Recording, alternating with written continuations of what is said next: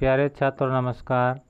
स्वागत है आप सभी का हमारे YouTube चैनल PS क्लासेस पर, जिस पर हम शुरू कर चुके हैं कक्षा 10वीं के गणित का पहला अध्याय, जिसका नाम है बेटा वास्तविक संख्याएं। वास्तविक संख्याएं। और आज के इस वीडियो में बेटा डिस्कस करेंगे कि अभाज्य संख्याएं क्या होती हैं। इसके बाद जानेंगे भाज्य संख्याएं और इसके बाद जानेंगे बेटा सह अभाज्य संख्याएं क्या होती हैं। तो बेटा समय बचाने के लिए मैं पहले से ही लिख रखा हूँ कि टाइम भी कम खर्चो और आपको बेहतर समझ में आए। मैं दो परिभाषाओं से बेटा आपको समझाऊंगा कि क्या होती हैं अभाज्य संख्याएं, क्या होती हैं भाज्य संख्याएं। तो बेटा अपना आज का पहला टॉपिक रहेगा अभाज्य संख्याएं, प्राइम नंबर्स। तो बेटा आइए समझते हैं क्या होता है प्राइम नंबर्स। वे संख्याएं जो स्वयं से तथा एक से पूर्णतः विभाजित हों अभाज्य संख्याएं कहलाती हैं। क्या मतलब हुआ बेटा इसका? यानी वे संख्याएं जिनमें एक की तथा स्वयं की भाग तो पूरी जा सकती है, जबकि इनके अलावा यानी एक के तथा स्वयं के अलावा किसी भी संख्या की भाग पूरी नहीं जा सकती। यानी अन्य कोई भी संख्या इनको पूरा विभाजित नहीं कर सकती। अगर ये पूरी विभाजित होंगी तो एक से होंगी या फिर स्वयं से होंगी। जैसे मान लीजिए बेटा, अगर मैं बात करूँ, मैंने यहाँ लिया है ये सब अभाज्य संख्या हैं 2, 3, 5। तो मैं 5 की बात करता हूँ। किसकी? 5 की। तो बेटा तो अगर मैं डिवाइड करूँ इसको तो 5 बन जा 5 यानी 5 एकन 5। तो देखते हैं बेटा आपका शेषफल क्या है? 0। एक बात। दूसरी बात, अगर मैं 5 को डिवाइड करूं किससे? 1 से, तो 5 बन जा 5 यानी 1 पंजे 5। घटा करके देखेंगे बेटा शेषफल कितना आएगा आपका? 0 आएगा। अब इस 5 के अलावा और 1 के अलावा अगर 5 को किसी नंबर से भी मैं भाग दूं तो वो संख्या पूरी नहीं कट पाएगी। यानी 5 पूरा नहीं कट पाएगा। जैसे मान लीजिए कि मैं 5 को 2 से डिवाइड करता हूँ तो 2 2 जा 4 यानी 2 दूनी 4। घटाइए कितना बचेगा बेटा? रिमाइंडर कितना बचा? 1 बचा। तो इसका मतलब क्या है बेटा कि 5 जो है 2 से पूर्णतः विभाजित नहीं है। बात समझ में आई?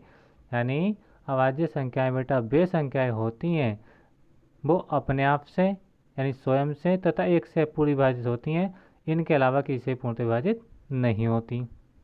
यानी 2 को 2 भी काट सकता है, यानी 2 की भाग 2 में देंगे 1 बार जाएगा, और 1 से 2 को भाग देंगे तो 1 2 में 2 बार आएगा। बात समझ में आई बेटा?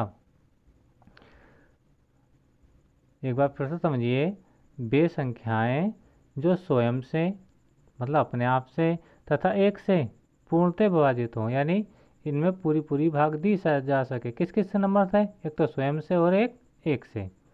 तो वे संख्याएं बेटा क्या कहलाती हैं? आपकी अभाज्य संख्याएं कहलाती हैं। एग्जाम्पल के तौर पे मैंने लिया 2, 3, 5, 7, 11, 13 डॉट डॉट और भी आगे हैं। 17 हो जाएगा, 19 हो जाएगा, 23 भी आ जाएगा। तो इतने सारे नंबर तो नहीं लिखेंगे, एग्जाम्पल के तौर पे हमने लिए कुछ नंबर।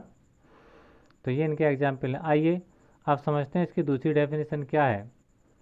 दूसरे शब्दों में बेटा, दूसरे शब्दों में वे संख्याएं जिनके केवल 2 ही गुणनखंड हों। क्या समझे बेटा? वे संख्याएं जिनके केवल 2 ही फैक्टर्स हों, ओनली 2 ही फैक्टर, यानी केवल 2 ही गुणनखंड हों, कॉमा अभाज्य संख्याएं कहलाती हैं। बात समझ आ रही? गुणनखंड आपने पढ़े होंगे 7th में, 8th में, 9th में। ठीक। तो कहने का मतलब मेरा वो ये है कि ऐसी संख्याएं जिनके केवल 2 ही गुणनखंड हों क्या कहलाती हैं? अभाज्य संख्याएं कहलाती हैं। जैसे देखिए एग्जाम्पल के तौर पे मैंने यहाँ पे 2 लिया था, मैंने 2 को यहाँ पे काटा। अभाज्य गुणनखंड आपने काटे होंगे 7th में, 6th में, 5th में भी आता है सिलेबस। तो 2 एकन 2 यानी 2 से भाग अगर मैं 2 को दूंगा तो 1 टाइम जाएगा। बस समझ में आ रही है? तो 2 के गुणनखंड हुए बेटा, 2 को मैं लिखूंगा 2 गुणा 1, यानी अभाज्य इसके जो गुणनखंड है वो कितने आ रहे हैं, 2 आ रहे हैं, एक ही आ रहा है और एक ही आ रहा है। ठीक है, ऐसे हम बात करें बेटा 3 की, तो 3 एकन 3, देख रहे हैं आप, यानी 3 से 3 को भाग देंगे तो क्या आ जाएगा, 1 बार जाएगा। तो 3 को हम लिख सकते हैं क्या बेटा, 3 गुणा 1। ठीक, आगे चलते हैं, हमने 7 के बारे में देखा, तो 7 एकन 7, यानी 7 से 7 को भाग करेंगे तो बेटा 1 टाइम जाएगा, नहीं 1 बार जाएगा। तो 7 को ले सकते हैं बेटा क्या, 7 गुणा 1, यानी इसके भी 2 ही गुणनखंड हैं, 3 के भी 2 ही गुणनखंड हैं और 2 के भी 2 ही गुणनखंड हैं। बात समझ में आ रही है। अभी मैंने समझाई वही संख्या है बेटा, लेकिन अब दूसरी विधि से समझाइए। मैंने लिखा 5, तो 5 के फैक्टर क्या होंगे बेटा, 1 और 5, 1 और 5, यानी 5 के जो अभाज्य गुणनखंड होंगे बेटा वो क्या होंगे, 1 और 5, यानी 1 से भी 5 को भाग पूरी दी जा सकती है और 5 से भी 5 को भाग पूरी दी जा सकती है। लेकिन 1 और 5 के अलावा बेटा कोई भी नंबर ऐसा नहीं है जो 5 को पूरी तरीके से डिवाइड कर दे, यानी पूर्णतः विभाजित कर दे। तो बेटा 5 को हम लिखेंगे 5 इंटू 1, 5 वाला और 1 ये वाला। आगे चलते हैं, आगे देखिए 11 को मैंने फिर इसी ट्रिक से समझाया। 11 को सकते हैं 1 और ये 11, यानी 1 से 11 की भाग पूरी जा सकती है और 11 से 11 को भाग पूरी दी जा सकती है।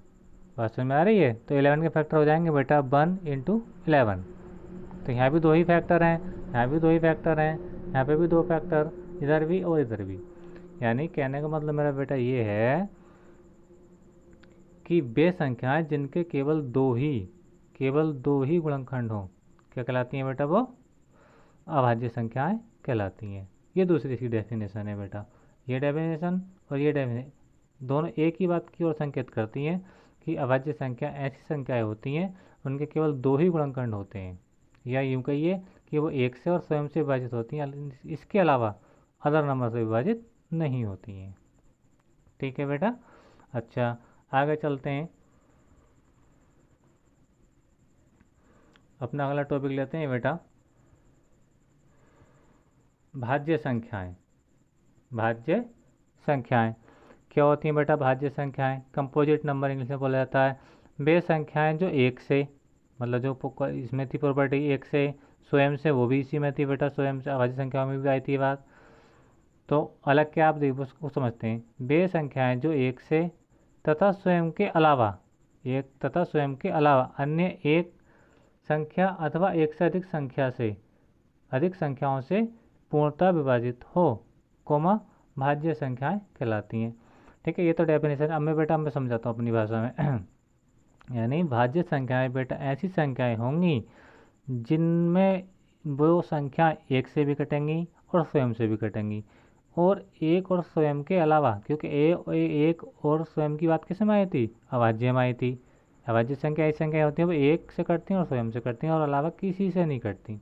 लेकिन भाज्य में क्या है बेटा, भाज्य में ये बात है वो 1 से भी कटेंगे स्वयं से भी कटेंगी, और इसके अलावा वो इनके अलावा की बात कर रहा हूँ कि वो किसी न किसी एक नंबर से अवश्य कटेंगी।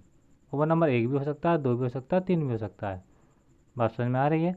यानी ये 1 से और स्वयं से तो पूर्णतः विभाजित होंगी, और कम से कम 1 या 2 या 3 या 4 नंबर ऐसे होंगे जो उनको पूर्णतः विभाजित अवश्य ही करेंगे। देखिए क्या होती है, मेरी बात समझिए। जैसे मैंने लिया 4, 6, 9, 12, 15, तो सारे ही बेटा क्या है, ये सारे ही भाज्य संख्या हैं, यानी सारे ही कंपोजिट नंबर हैं, सारी क्या है, भाज्य संख्या हैं। जैसे मान लीजिए, मैं दूसरे शब्दों में आपको समझा रहा हूँ, दूसरे शब्द क्या कहते हैं इसके, वे संख्याएं जिनके 2 से अधिक गुणनखंड हो। बात समझ में आ रही है बेटा, वे संख्याएं जिनके 2 से अधिक गुणनखंड हो भाज्य संख्याएं कहलाती हैं। बात समझ में आई। अभाज्य में क्या था बेटा, अभाज्य में यह था कि वे संख्याएं जिनके केवल 2 ही गुणनखंड हो अभाज्य संख्याएं कहलाती हैं। लेकिन भाज्य में क्या है बेटा, इसके अभाज्य जो गुणनखंड होंगे वो कितने होंगे, 2 से अधिक होंगे। बात समझ में आ रही है। दूसरे शब्दों में बेटा ये है कि दूसरे शब्दों में वे संख्याएं जिनके 2 से अधिक गुणनखंड हो क्या कहलाती हैं, भाज्य संख्याएं कहलाती हैं। इस बात को समझ लें, ये दूसरे शब्दों में परिभाषा है। जबकि अभाज्य संख्याएं क्या थी, उनके 2 ही गुणनखंड थे। इनके क्या है, 2 से ज़्यादा गुणनखंड होंगे। ठीक है, चलिए देखते हैं गुणनखंड क्या होते हैं, कैसे देखते हैं इसके बारे में। जैसे हमने 4 लिया, 4, तो बेटा 4 के अभाज्य गुणनखंड को हम करेंगे 2 दूनी 4, यानी 2 से 4 को भाग 2 बार जाएगी, फिर हम 2 से करेंगे 2 को भाग 1 बार जाएगी। तो बेटा हम 4 को लिखेंगे 2 गुणा 2 गुणा 1, तो 4 के गुणनखंड कितने होंगे बेटा, 1 2 3। बस समझ में आ रही है। तो 4 गुणनखंड बेटा कितने हो गए, 3 हो गए। जबकि अभाज्य संख्याओं में बेटा ऐसा नहीं था, उसमें केवल 2 ही गुणनखंड थे। ठीक है, लेकिन भाज्य संख्याओं में गुणनखंड 3 भी हो सकते हैं, 3 से ज़्यादा भी हो सकते हैं। ठीक है, अब नेक्स्ट लेते हैं अपना 6। 6 के अभाज्य गुणनखंड देखिए बेटा क्या है, 2 की भाग देंगे 6 में 3 बार जाएगा, आप लोग जानते ही हैं। 3 से भागेंगे 3 को 1 बार जाएगा, तो 6 को हम लिखेंगे बेटा 2 गुणा 3 गुणा 1। तो गुणनखंडों की संख्या बेटा कितनी है इसमें, ये भी 3 है। बात समझ में आ रही है। या मैं अगर और जैसे 12 की बात करूं तो इसमें गुणनखंड और भी ज़्यादा आएंगे। बात समझ में आ रही है। जैसे मान लीजिए मैं बात करूँगा 15 की, 15 को काट के देखिए, तो हम काट देंगे 3 से, 3 5 जा 15 और 5 1 जा 5। तो ये भी बेटा 1 2 3 गुणनखंड आए इसके भी। अच्छा अब देखिए 12 के लिए देखिए, पहले हम इसको 2 से काटते हैं, 2 6 जा 12, 2 3 जा 6 और 3 1 जा 3। तो इससे कितने गुणनखंड है बेटा, इसे गुणनखंड हुए 1 2, सॉरी ये नहीं है, 1 2 3 और ये 4। तो 12 के कितने गुणनखंड हैं, 4। जबकि 15 के गुणनखंड कितने हैं, 3। 4 के गुणनखंड कितने हैं, 3। 6 के गुणनखंड कितने हैं, 3।